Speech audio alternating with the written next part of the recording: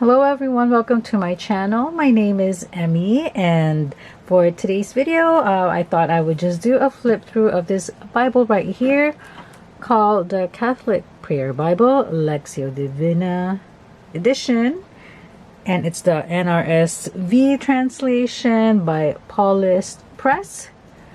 So this is actually not a new Bible. I believe it's been out for a while, but I haven't seen a lot of videos. Actually, I don't think I've ever seen a video about it, so I just thought in case you're interested and seeing what the inside looks like, I thought I would do it now. All right, so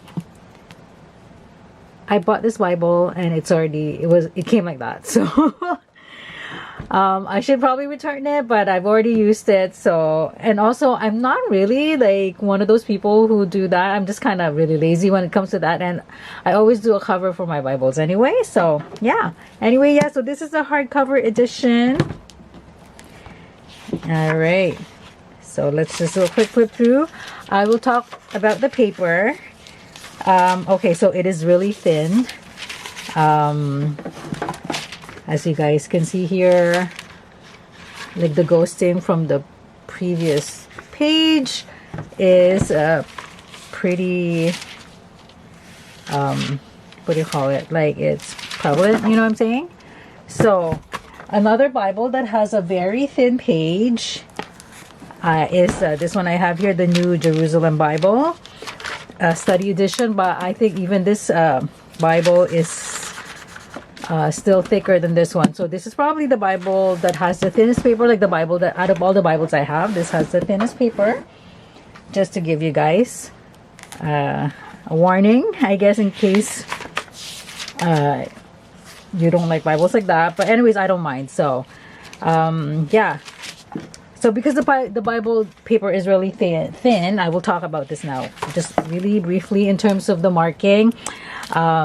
This can only really take, I think, the Sharpie gel highlighter or pencil crayons. And this one I have here is a Crayola twistable. I will just show a test page that I did here. So even the zebra mild liner that I always use for my Bibles, it's actually really unusable, I guess, in this paper, because you will get a bleed through on the other page. You know what, let me just put this away so I can hold this properly. Okay, so this is my test page. So the micron is okay, which is really great. And then, like I said, the twistables, in terms of marking, I feel like it's really good. And I also did a test of the big pens. So those are okay, like ballpoints, I believe. This is the previous page, and the twistables, like I said, and then the Sharpie gel are okay. Otherwise, I don't think it can take a regular highlighter just because of how thin the paper is. So yeah, so okay, now that I've gone on about that, let us look at the content. So table of contents here, so the books here obviously, and then it also has an introduction on how to use a Catholic Prayer Bible to practice Lectio Divina, and then another essay called Discovering Lectio Divina Through Scripture. And I actually really love these two small essays in here. They're both written by Lawrence Bode. I hope I'm saying that right. So yeah, so the first essay, how to use a Catholic Prayer Bible to practice Lectio Divina, it actually talks about the four parts of the Lectio, which is basically the reading part, which is the Lectio.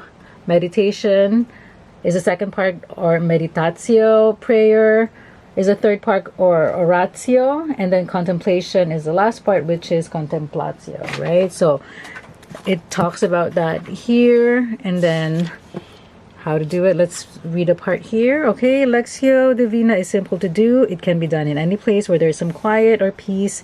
It can be done any time of the day when one can find a few minutes. And it just goes on like that for that short essay. And then here it talks about how to do the Lectio that's how do you say, basically to read it in should I just read it? Basically, it tells you that you should also read it in context. I guess that's what I'm trying to say. So it talks about the Old Testament, and it's saying that to have a satisfactory sense of the single Old Testament passage, we must not focus too narrowly on any one book or passage, but first try to picture the whole of the collection in a comprehensive way. That is, we need to have a picture of how the entire Old Testament works together. So basically read it in context, right? Not just to read a part and then meditate on it without knowing the full background, which I actually really agree with. So, and then it talks about the New Testament, mainly the Gospels, and there's a section on St. Paul in the letters and Acts of Apostles.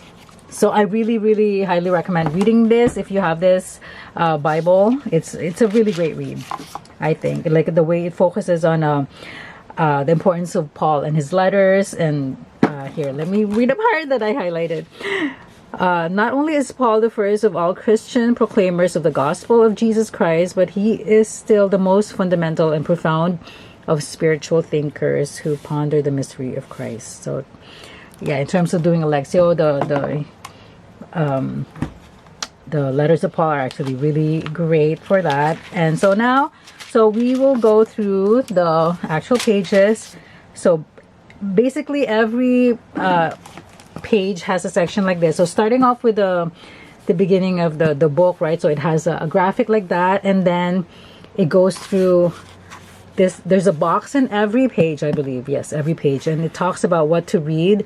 So for the Lectio part, so it tells you what section to read, and then a reflection part which poses a question, and then a pray part. These are basically just guides, obviously, right? Because you can do Lectio in your own way, but meditate on it on what you want to meditate on. But this is just a guideline, basically. So even just here, this is really great. For example, let's do this part. Read Genesis book 1, verses 1 to 19. Sorry, chapter 1, verses 1 to 19. And then it says here, note the order of creation. Each day follows carefully upon what happened the day before, according to the divine plan that builds toward the unity and harmony of everything that exists.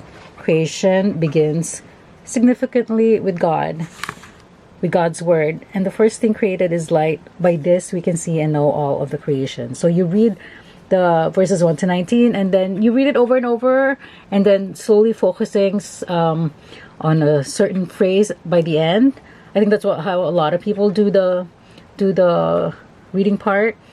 So like, let's say you read it 10 times, and then there's a certain paragraph that you focus on, and then slowly until you're just focusing on one sentence. And then for the reflection, it says here, do I have a real awe and wonder at God's goodness and beauty? Do I give thanks always for the God who always guides everything in the world? So this is basically just talking about the whole section itself, right? So, but if you're just focusing on one phrase, then you can do a different reflection, obviously, right? So, and then for the prayer part, I ask to find God everywhere in the world around me and pray for deeper reverence for all created things. And then for the act, or the last part, the contemplation part, I will treat each person I meet and each thing I touch as though it were a direct image of the goodness and love of God. So that's the action part, I guess. But again, for contemplation, which is the last part, you can do just basically how you can apply it in your life. Doesn't have to be this, but like I said, these are just guides, and I really actually really love it, because it's just even just as a guideline, it's nice to have something like that. So especially if, like, for someone like me, I haven't been doing Lectio Divina in a long time. Actually, I haven't really done it lately, because I've been really focusing on just doing the Liturgy of the Hours. That's a bulk of my prayer life. So in terms of Lectio, I mean, I've seen how other people do it, but personally, it isn't something that I usually do. So it's great to have something like this just to kind of guide me. So like I said, every page has something like that, which is really quite amazing. Okay. Oh, except for this part. Oh, numbers, of course. So for numbers, it has here, read numbers 1 and 2, and then the reflection, pray, act. Yeah. So I get it. Why numbers? Okay. Yeah. Deuteronomy as well. Some parts you just have the page of the, like the text without the actual part, like the actual box part here that talks about it, but otherwise most of them are like that. Okay.